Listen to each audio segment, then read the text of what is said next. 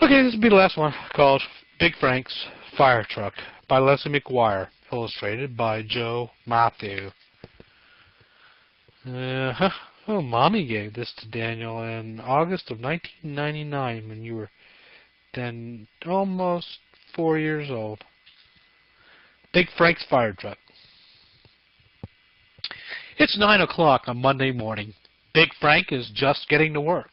Big Frank is a firefighter. He works a 24-hour shift. That means he will be on duty all day and all night.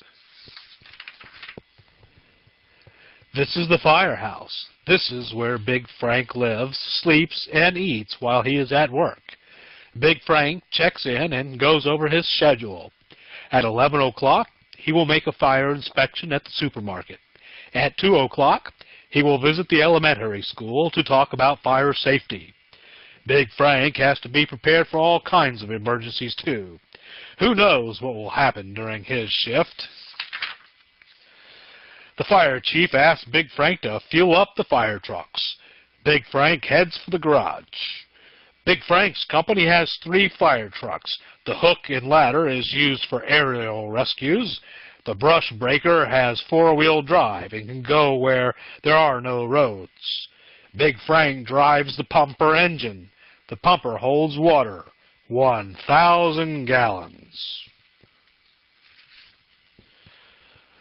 After he takes care of the engines, Big Frank checks his gear. He wears a helmet to protect his head, a fireproof coat and pants to protect his body, and sturdy boots to protect his feet.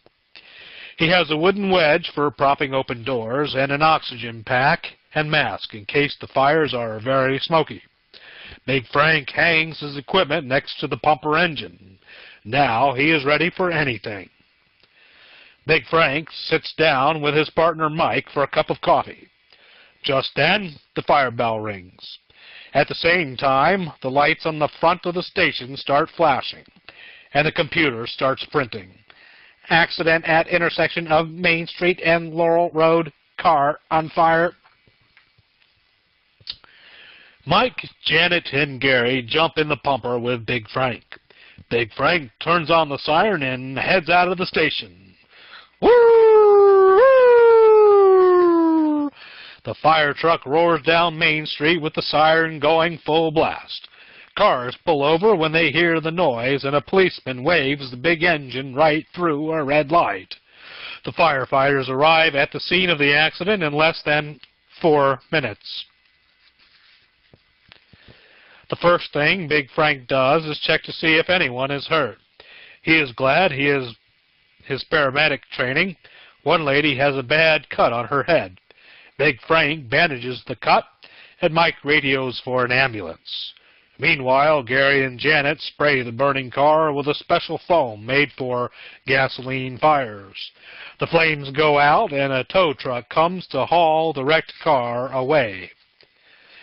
Big Frank returns to the station with the others and fills out his report. He looks at his watch. It's nearly 11 o'clock. He drives over to the quick shop to make his inspection.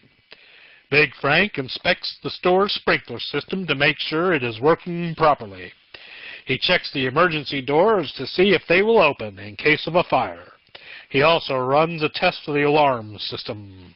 The supermarket has a smoke alarm that rings right in the fire station. Everything looks okay. Back at the firehouse, Big Frank eats lunch with the other firefighters. Then he takes a short nap in his bunk. At 2 o'clock, Mr. Frank and Mike drive the pumper engine over to Nice View Elementary School. Big Frank and Mike talk to the second-grade class about fire safety. Mike tells them that smoke detectors are very important. He shows them how to check their smoke detectors at home. Big Frank teaches the class what to do in case of a house fire. He tells them to stay low so they won't breathe too much smoke. Then he shows them how to stop, drop, and roll. On the way back to the station, a call comes in over the radio. Brush fire at Dairy Hill. Big Frank turns the pumper around and heads for Dairy Hill. He and Mike will meet the rest of the company there. Big Frank is worried. There hasn't been any rain for a long time, and the wind is blowing. This could be a bad fire. Big Frank and Mike reach the fire a little after 4 o'clock. They go right to work. They spray water around the edges of the blaze to keep it from spreading. The wind blows and sparks fly through the air. When the rest of the company arrives, the fire chief tells Janet and Gary to hose down the roofs of the nearby houses. That will help keep the sparks from setting the houses on fire. At nightfall, the wind picks up speed. Suddenly, the fire goes out of control and races toward the forest. This fire is too big for one company to handle alone.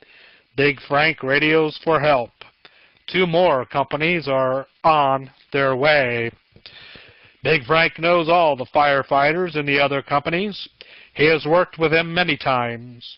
Together, they make a good team. By midnight, they have saved the nearby houses from catching fire. They have headed off the blaze to the north, south, and east, but the fire is still spreading west through the trees. Even the brush breakers can't keep up. Big Frank calls in a squad of special firefighting helicopters. Soon they will be whirling overhead. The firefighters battle the blaze from the ground. The helicopters drop chemicals from the air. Finally, after 14 hours, the fire begins to die out. The worst is over. Big Frank is tired. No wonder. It's nearly 6 o'clock in the morning. As soon as the next shift of firefighters arrives, Big Frank and his company head back to the firehouse. Back at the station, Big Frank helps wash down the trucks. They are sooty from the fire. Big Frank is dirty too. He has ashes all over him, even in his hair. Big Frank jumps in the shower, then he puts on clean clothes and eats a big breakfast. It's 9 o'clock on Tuesday morning. Big Frank's shift is over. Big Frank waves goodbye to the other firefighters. He can't wait to go home. He can't wait to hug Amber and Little Frank. Big Frank will have 2 days off to spend with his family. Then he will start another shift, fighting fires and helping everyone's family stay safe and sound. The end.